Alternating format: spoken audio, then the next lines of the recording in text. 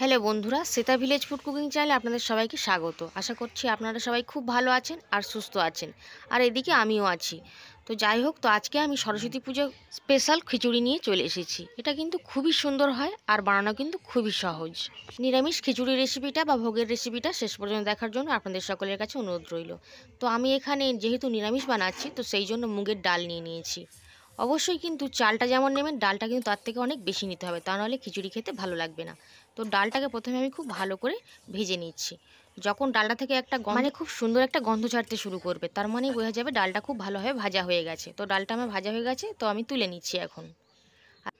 চালটাকে আমি খুব ভালোভাবে ধুয়ে নিয়েছি, নিয়ে উনানে একটা হাঁড়ি বসিয়ে দিয়েছি। হাঁড়ির মধ্যে জলটা ফুটছে, তো এই সময় চালটাকে আমি দিয়ে দিচ্ছি।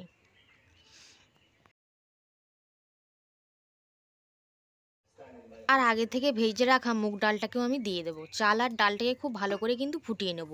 আর এই সময় আমি সবজিগুলোকে কেটে নিচ্ছি। অনেক রকমের সবজি আছে, তো সেগুলো বন্ধুরা কাটতে একটু সময় লাগবে, তো সেই জন্য আমি সব একটা একটা করে কেটে নিচ্ছি। আর দেখুন, এদিকে ভাতটা ফুটতেও শুরু করে দিয়েছে। খুন্তিটা দিয়ে আমি দেখাচ্ছি, ফুটতে শুরু করে দিয়েছে। জলটাও একটু মরে গেছে, আমি একটু অল্প করে জল দিয়ে দেবো। এরকমই ফুটছে, হালকা সবাই ফুটতে শুরু করে দিয়েছে। একটু জল দিয়ে দিলাম, দিয়ে একটু নাড়ি চাড়িয়ে ঢেকে দিচ্ছি। এদিকে ততক্ষণ চালার ডালটা ফুটতে থাকুক, আর অন্য একটা উনুনে আমি ততক্ষণ কড়া বসিয়ে দিয়েছিলাম। কড়া বসিয়ে দিয়ে তেল দিয়ে দিয়েছি।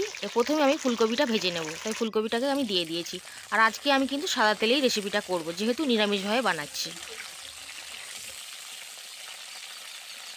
বেশ কিছুক্ষণ ধরে ভেজে নিয়েছি ফুলকপিটাকে। ফুলকপিটা দেখুন লাল লাল হয়ে গেছে, তো তেলটা ঝারিয়ে এখন আমি তুলে নেব। বন্ধুরা, এরকমভাবে যদি সবজিগুলো ভেজে নেওয়া যায়, তাহলে খিচুড়ির স্বাদ কিন্তু অনেক গুণ বেড়ে যায়। এখন আমি আলুগুলোকে ভেজে নিচ্ছি। আর খুব একটা আলু কিন্তু আমি দিইনি, অল্প দিয়েছি। আপনারা যদি একটু বেশি পছন্দ করেন, তো আপনারা যখন খিচুড়ি বানাবেন একটু বেশি করেই আলু দিয়ে নিতে পারবেন। তো আলুগুলোকেও আমি লাল লাল করে ভেজে নেব। তো আমি সমস্ত সব সবজিগুলোকেই এরকম এক এক করে কিন্তু ভেজে নেব। আপনারা যদি পছন্দ না করেন তো ওভাবে করতে পারেন, কিন্তু আমার মনে হয় ওতে অতটা খেতে ভালো লাগে না। একটু ভেজে নিলেই বেশি ভালো লাগে। এখন আমি শিম এবং বিন কড়াইটাকে দিয়ে নিলাম, দিয়ে এটাকেও কিন্তু খুব ভালো করে লাল লাল করে ভেজে নেব।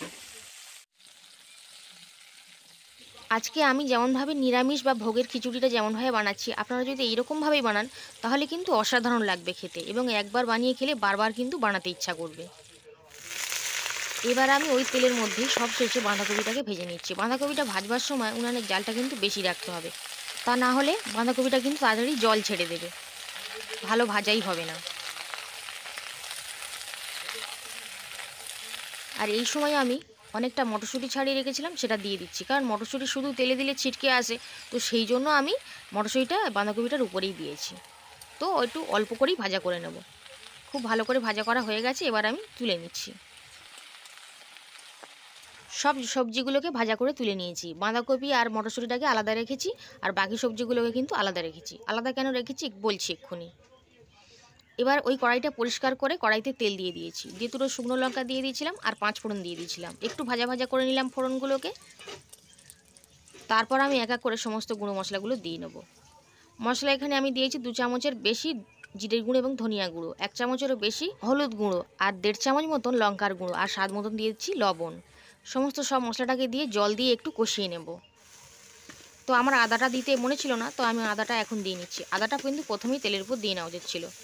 আদাটা দিলে খিচুড়িতে একটা খুব সুন্দর সেন্ট আসবে। তো জল দিয়ে সমস্ত মশলাটাকে খুব ভালো করে কষিয়ে নিয়েছিলাম। মশলাটা খুব ভালোভাবে কষানোও হয়ে গেছে। তো এই সময় আমি ফুলকপি, আলু, শিম এবং বিন করা এই সবজিগুলো দিয়ে নিলাম, দিয়ে খুব ভালো করে কিন্তু কষিয়ে নেবো। আর এই সময় কিন্তু বাঁধাকপিটা আমি দেবো না, দিলে কিন্তু জল ছেড়ে দেবে এবং খুব ভালোভাবে ভাজাই হবে না, মানে মশলাটা কষানোর আগেই কিন্তু জল ছেড়ে দেবে। আর দিয়ে দিলাম কুচনো লঙ্কা।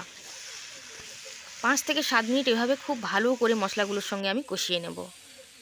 এরকমভাবে বানিয়ে খেয়ে দেখবেন বন্ধুরা, খেতে আশা করছি আপনাদেরও খুব ভালো লাগবে। এবার খুব ভালোভাবে কষিয়ে নিয়েছি। তারপর আমি কিন্তু বাঁধাকপি এবং মটরশুঁটিটাকে দিয়েছি। এবার বাঁধাকপিটাকে দিয়েও একটু কষিয়ে নিচ্ছি। বাঁধাকপিটা দিলেই কিন্তু বন্ধুরা জল ছেড়ে দেয়, তাই উনুনের জালটাও আমি বেশ ভালোই রেখেছি, খুব জোরেই রেখেছি। আর একটু ভালো করে সমস্ত সবজি এবং মশলার সাথে কষিয়ে নিচ্ছি, নিয়ে নামিয়ে নিচ্ছি। আর এদিকে চাল এবং ডালটা অনেকটাই সেদ্ধ হয়ে গেছে। তো আমি আগে থেকে ভেজে রাখা এই যে সবজিগুলো এখন যেটা ভেজে নিয়েছি, সেটাগুলো কিন্তু দিয়ে দিচ্ছি।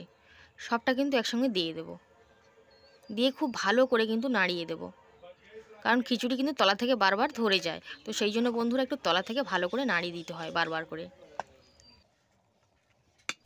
এইভাবে খুন্তিটা দিয়ে নাড়ি চাড়িয়ে দিয়েছি এবং ঢেকে দেবো। ঢেকে দিয়ে বেশ কিছুক্ষণ খুব ভালোভাবে ফুটিয়ে নেব। খুব ভালোভাবে ফুটিয়ে নিয়েছিলাম এবং নুনটাও দেখে নিয়েছি। দেখুন, নুনটাও আপনারা একটু দেখে নেবেন এবং সবশেষে ঘিটা দিয়ে কিন্তু নামিয়ে নিতে পারেন। তো আমার খিচুড়ি কিন্তু রান্না হয়ে গেছে। আজকে সরস্বতী পুজো স্পেশাল বা নিরামিষ ভোগের খিচুড়িটা আমার একেবারে তৈরি, আর খুব সুন্দরও সেন্ট বেরোচ্ছে বন্ধুরা। তো উনানের জালটা আমি এবার কমিয়ে দিচ্ছি, দিয়ে নামিয়ে নেবো। ঠান্ডা হয়ে গেলে কিন্তু বসে যাবে। তো আমি একটা থালাতে দিয়ে দিচ্ছি। কত সুন্দর দেখতে লাগছে দেখুন, আর খেতে কিন্তু খুবই সুন্দর হয়। আমার তো এমনি খিচুড়ি খেতে ভালো লাগে, আপনাদের কাদের এরকম খিচুড়ি খেতে ভালো লাগে কমেন্ট করে কিন্তু অবশ্যই জানাবেন। আর এর সাথে আমি আলুর তরকারি করেছি এক্ষুনি, কিন্তু ভিডিওটা বড় হয়ে যাওয়ার কারণে সেই আলুর তরকারিটা আমি দেখাতে পারিনি। তো যাই হোক, অন্য আরেকদিন দেখিয়ে দেবো। তো আলুর তরকারিটা দিয়ে দিলাম। আলুর তরকারিটা কিন্তু নিরামিষভাবে বানিয়েছি, এটাও কিন্তু খুবই সুন্দর হয়েছে। তো এরকম খিচুড়ির সঙ্গে আলুর তরকারি কিন্তু বেশ ভালো লাগে, বেগুনি বা বেগুন ভাজা দিয়েও কিন্তু ভালো লাগে। তো আজকে আমার নিরামিষভাবে ভোগের খিচুড়ি রান্না করাটা যদি আপনাদের ভালো লেগে থাকে, তাহলে অবশ্যই লাইক করবেন, শেয়ার করবেন এবং সাবস্ক্রাইব করে অবশ্যই পাশে থাকবেন।